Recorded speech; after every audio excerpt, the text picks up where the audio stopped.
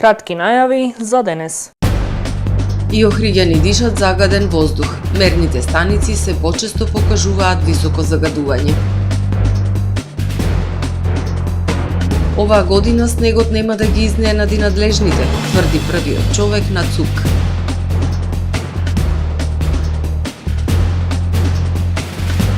Расте бројот на заболени од дијабет во Охридскиот регион. Старосната граница се намалува.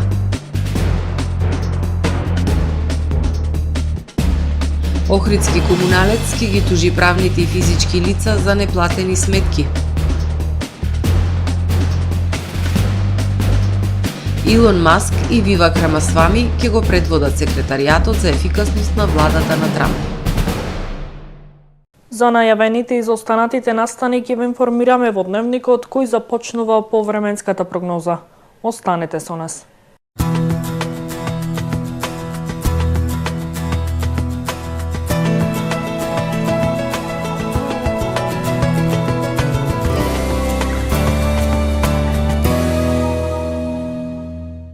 Денес во Охрид имавме умерено облачно време со повремени сончеви периоди.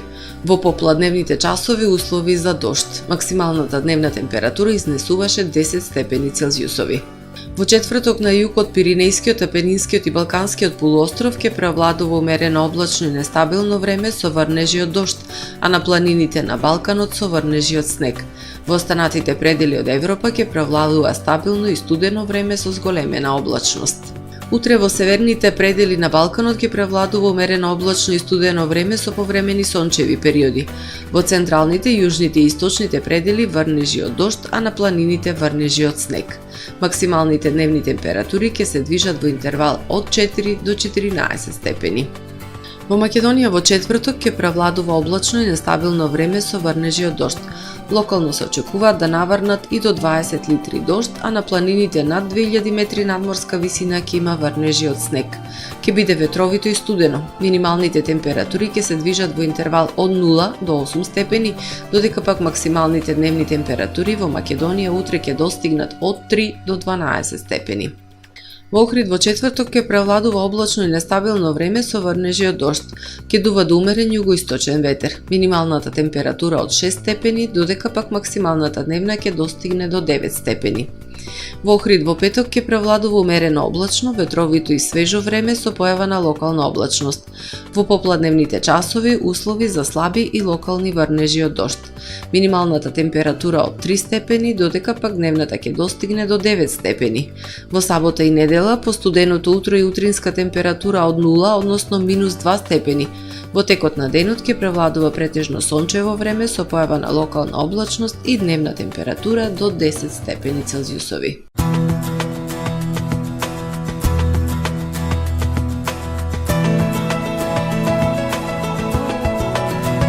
Гледавте Метео на ТВМ по соработка со Трпе Инвест.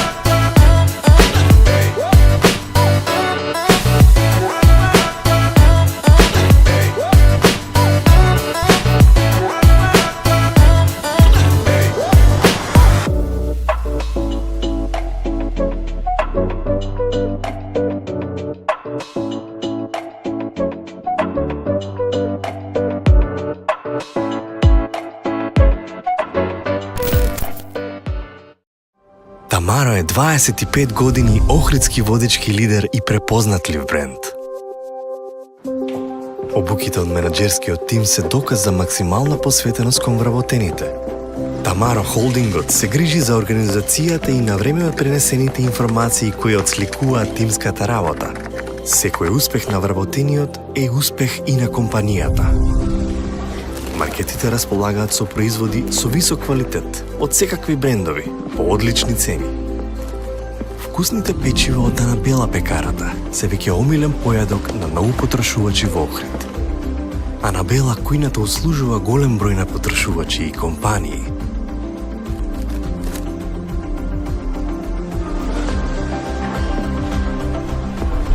Рибарата е секогаш снабдена со најразлични видови на риба и морски плодови. А месарниците располагаат со свежо месо и местни производи во секое време. Уживајте во својот охридски домаќин. Тамаро, повеќе од маркет.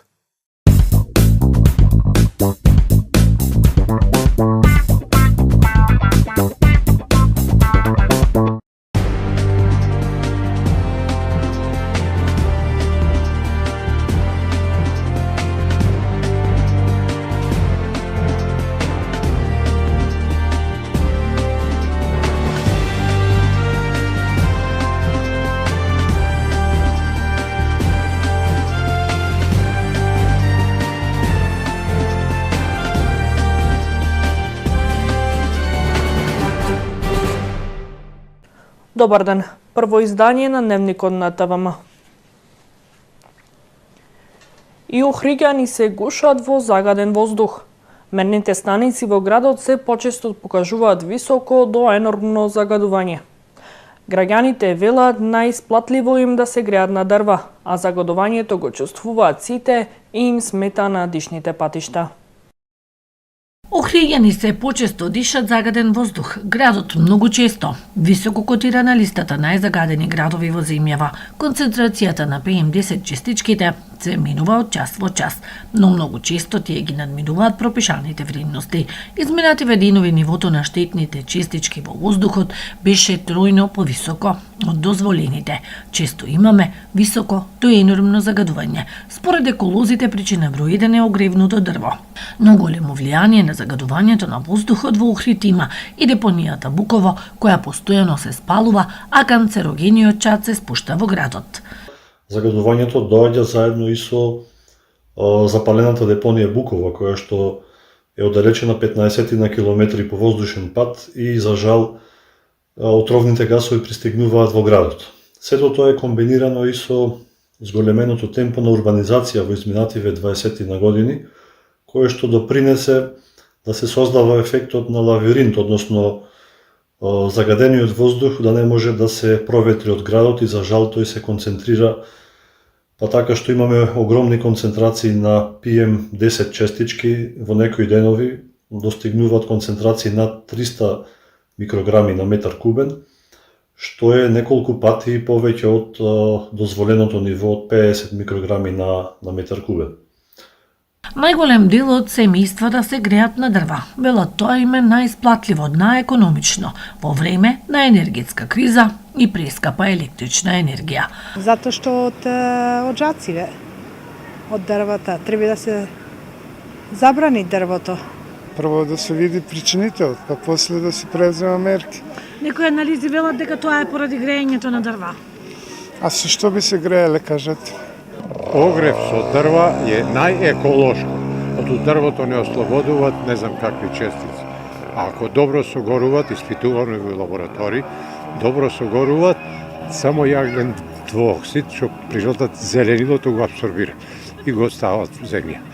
А се друго е дали се возилата или се горит неконтролирано други нееколошки средства, тоа треба да си инспекторите.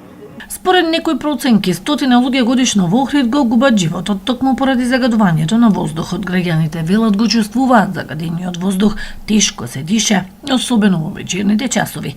Загадениот воздух им смета на дишните патишта. Баш ноќните часови стално имат нешто, некоја смрдеја, некогаш иде, некогаш престанували, сепак доволно загадено. Не ради мене, ради нашите деца и помладите луѓе. И имат кај нас Буково од ѓубрето. Не се стои ни ноќе ни ден. Чади. Мириса многу е, тешко е за дишење. Тешко е. Шом сврти ветрот и право кај нас иде. Ама што да правиме, ќе оддишиме. Да, апсолутно смета, да. Сметат, поготово на повозрастните, мада и за младите исто. Поинаку го приметије, по друго по старите. Многу е тешко за постарите, така да Господ напоможа ние.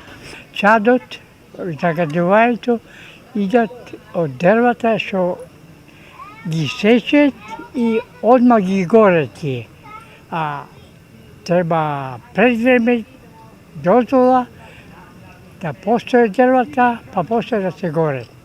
Влијание на загадувањето на воздухот според проценките на научната фела има и масовната урбанизација и намалувањето на зелените површини. Оште на Охрид изработи план за подобрување на квалитетот на воздухот, но конечното решение се гледа во гасификација. Зимата официјално пристигна во Македонија, но сејки со себе снежни врнежи во одредени региони и предизвици за сообраќајот. Директорот на Центарот за управување со кризи Стојан Ангелов информира дека како држава сме подготвени за престојната зимска сезона и за врнежите од снег. Ова го изјави денеска по координативниот состанок со сите институции надлежни за одржување на патиштата и помагање на жители во завеани региони. Државата е подготвена за предстојната зимска сезона за врнежите од снег, истакна денеска на пресконференција директорот на Центарот за управување со кризи Стојан Ангелов. Ваквиот заклучок доаѓа по одржаниот координативен состанок со повеќе државни институции на кои биле разгледани капацитетите за одржување на патиштата и подготвеноста за благовремено пружање помош на граѓани во зимски услови. Оваа година надлежните институции нема да бидат изненадени, бидејќи од оно што можевме да го слушнеме на оваа координативна средба, капацитетите на јавното предпријатие за државни патишта, како и јавното предпријатие за одржување и заштита на магистрални и регионални патишта се целосно подготвени, бројот на камиони е доволен за територијата на државата, како и должината на патишта кои што ги имаме. Ангелов додаде дека во случај на потреба од сопирање на сообраќајот на некои критични точки, особено пред превоите, во случај на снежни наноси, МВР ќе испрати засилени екипи. Дирекцијата за заштита и спасување на располагање има 2 тима со возила со гасеници кои се оспособени да одат до тешко пристапни терени доколку е потребно да се пружи помош на загрозени граѓани.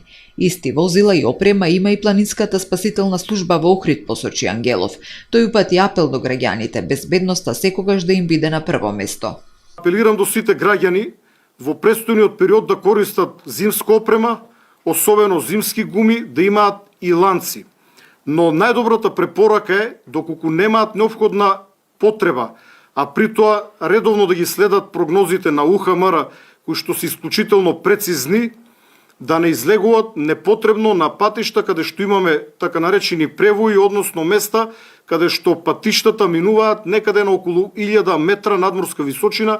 Ангелов нагласи дека камионите за чистење на снег имаат обезбедено доволна количина на сол веднаш ќе излезат на терен кога за тоа ќе има потреба, но условите на патиштата во зима се непредвидливи и потребно е граѓаните да бидат посебно внимателни и да ги следат прогнозите на Управата за хидрометеоролошки работи пред да тргнат на пат. Во врска со престојната зимска сезона, СВР Охрид вчера одржал работен состанок со надлежните субјекти од општините Охрид и Дебрца, одговорни за зимско одржување на улиците и патиштата, како и со градежните компании кои работат на изградба на автопатот Охрид-Кичево. Целта на состанокот била координација и дефинирање на предлог мерките за поуспешно действување на сите надлежни субјекти, повикани за зимското одржување на патиштата и безбедно одвивање на патниот сообраќај во зимски услови, информира портпаролот на СВР Охрид Стефан Димовски. Расте бројот на заболени од диабет во Охридскиот регион. Загрижува и тоа што се намалува старосната граница. Меѓународниот ден за борба против диабетот 14 ноември, Сдруженијето на диабетичари од Охрид го одбележува со едукативна работилница на тема Донирај здравје, каде беа делени практични совети за граѓаните. Од Сдруженијето велат, треба да расте свеста дека диабетот е тивок убиец, не е ништо страмно и не треба да се крие. Расте бројот на диабетичари и во Охридскиот регион, а се намалува старосната граница. Според проценките, повеќе од 5000 луѓе од Охрид се лица заболени од диабет, а Сдруженијето на диабетичари во Охрид засега број 60 на регистрирани членови. Меѓународниот ден за борба против диабетот го одбележуваат со едукативни работилници на тема Донирај здравје, каде беа делени практични совети за граѓаните. Но Сдруженијето велат треба да расте свеста, диабетот е тивок убиец, не е ништо срамно и не треба да се крие. Се поголем е бројот на лица кои што имаат диабет и посебно е проблемот што кај луѓето постои стигма, го кријат тоа, сметаат дека е нешто што треба да се крие. Ние во текот на овие 2 дена навистина имаме голем број на активности со кои што сакаме и едукативно и превентивно да работиме и да ја поткрениме свеста. Нашето здружение за среќа веќе има над 60 членови кои што пристапија од минатата година до сега. Сакам да кажам дека сепак се работи за луѓе од малце по возрастна категорија.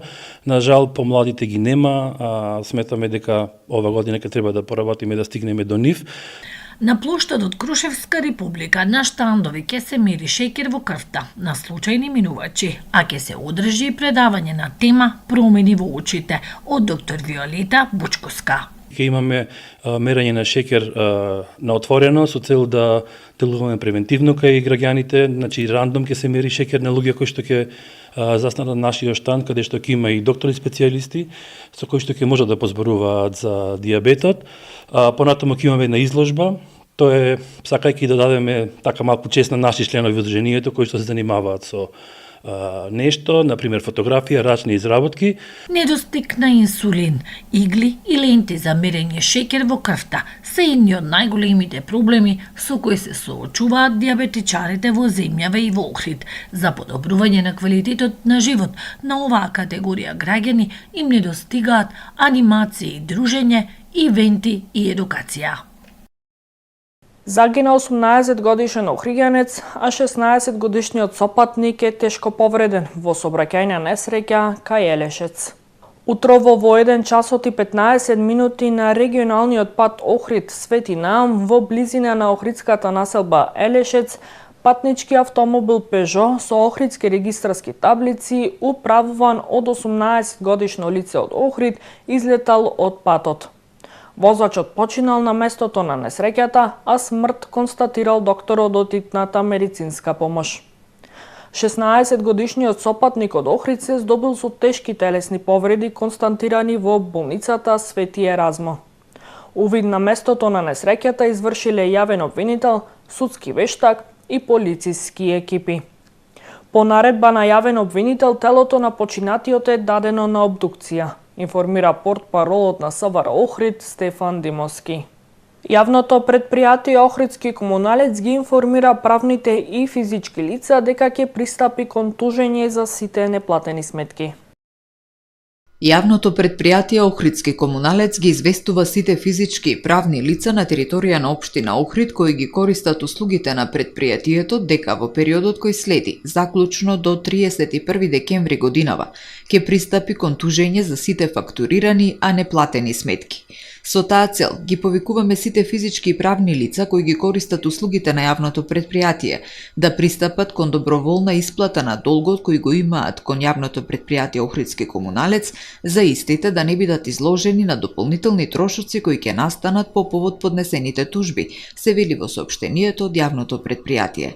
Корисниците долгот можат да го подмират и преку системот за електронска наплата со кредитна или дебитна картичка без провизија, а корисниците имаат увид во неплатените месечни сметки и брзо, лесно и сигурно ќе можат истите да ги платат.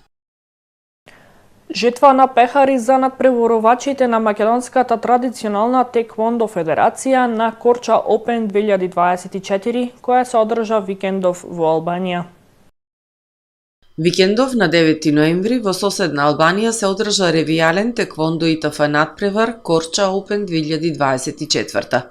Македонската традиционална теквондо федерација, предводена од председателот Маријанчо Лазаревски, беше представувана од 10 надпреварувачи. Можеме слободно да се гордееме на нашите надпреварувачи кои повторно го дадоа својот максимум и не израдуваа со одлични успеси, вели Лазаревски. Освојувачи на пехари од теквондо клубот Хваран Кита Фалескоец Охрид се Анастасија Чулческа, Теодора Тодоровска, Климент Богоевски, Мија Танеска и Давид Ристески. Од теквондо клубот Чонджи Косел Охрид Михаил Крстановски и Јохан Барулески, од теквондо клубот Ахилиус Скопје Божитар Димитриевиќ и од теквондо клубот Мастер Охрид Теодора Митреска и Филип Митрески. Надпреварот беше ревијален, но отидовме да ги провериме нашите надпреварувачи во каква форма се, бидејќи ни предстојат двата најтешки надпревари за оваа година. Од 30 ноември до 2 декември ќе се одржи Европски куп во Софија, Бугарија, а од 13 до 16 декември во Солун, Грција, ќе се одржи меѓународен теквондо ИТФ А класа надпревар, јубилејно 10-то издание на King of Taekwondo, кој е најголем и најсилен надпревар во светот, каде редовно учество земаат многу репрезентации, а една од нив е и репрезентацијата на Аргентина, вели председателот на Македонската традиционална теквондо федерација Маријанчо Лазаревски. Во продолжение да ги погледнеме и вестите од светот. Автомобилскиот напад во Кина, во кој вчера загинаа 35 лица, предизвика без во Кина поради општествениот феномен на одмазда на општеството, каде што поединци действуваат од лични причини со напаѓање на случајни минувачи. Полицијата соопшти дека возачот кој влета во толпата со луѓе надвор од спортскиот центар во јужниот град Џухај го направил масакрот поради незадоволство од спогодбата за развод. Полицијата соопштила дека 62 годишниот возач кој бил уапсен е во кома поради самонанесени повреди. Председателот Си Џинпинг ветил строга казна за сторителот. Ова е најсмртоносниот акт на насилство во Кина во последните неколку децении и е последен во низата вакви напади во изминатите неколку месеци, пренесува BBC. Автобус со 20 патници излетал од патот и паднал во реката Инд во северен Пакистан, при што загинале најмалку 18 лица, соопштиле тамошните власти. Автобусот превезувал гости кои се враќале дома од свадба, а единствената преживеана засега е само невестата, која е на болничко лекување, но е надвор од животна опасност. Полицијата соопштила дека не е јасно што ја предизвикало несреќата и дека се уште трае потрагата по телата. Пакистанскиот претседател Асиф Али Зардари изразил сочувство и побарал од спасувачите да ги забрзаат напорите за пронаоѓање на исчезнатите патници. Шпанската полиција уапсила поранешен висок полициски функционер во Мадрид. Во зидовите на неговата куќа и на таванот биле пронајдени 20 милиони евра и уште 1 милион евра во неговата канцеларија. Уапсениот до неодамна бил начело на оделението за борба против криминал и перење пари во шпанската полиција во Мадрид. Тој е уапсен заедно со уште 15 лица, меѓу кои и неговата партнерка, која исто така била полицајка во Мадрид. Тие се обвинети за трговија со дрога, перење пари, корупција и членство во криминална организација. Истрагата била поврзана со заплената на 13 тони кокаин минатиот месец, кој бил скриен во кутии со банани кои на пристаниште во Шпанија пристигнале од Еквадор. Официјални извори наведуваат дека осомничениот најмалку 5 години работел за наркодилери и им обезбедувал информации за надзорот на контейнерите на шпанските пристаништа, што им овозможувало на истите да ги избегнат контролите. Илон Маск и Вивек Рамасвами ќе го предводат секретаријатот за ефикасност на владата на Трамп. Ова тело досега не постоеше. Тие ќе работат надвор од владата за да ја пружат совети и насоки на Белата куќа и ќе работат со канцеларијата за управување и буџет на структурни реформи од големи размери. Трамп рекол дека овој потек ќе предизвика шок низ владините системи, бидејќи Маск и Рамасвами ќе го отворат патот за неговата администрација да ја размонтира владината бирократија, да ги елиминира прекумерните регулативи, да ги намали непотребните трошоци и да ги преструктуира федералните агенции. Од вработените во федералната влада обично се бара да го пријават својот имот и со што се поврзани со цел да се спречат потенцијални конфликти на интереси и да се отстрани различниот имот ако е поврзан со нивната работа. Бидејќи Маск и Рамасвами нема да бидат формално вработени во владата, тие нема да мораат да ги исполнуваат тие барања или етичките ограничувања. Тука го завршуваме првото издание на Дневникот на ТВМ. Ви благодарам за довербата. Пријатно.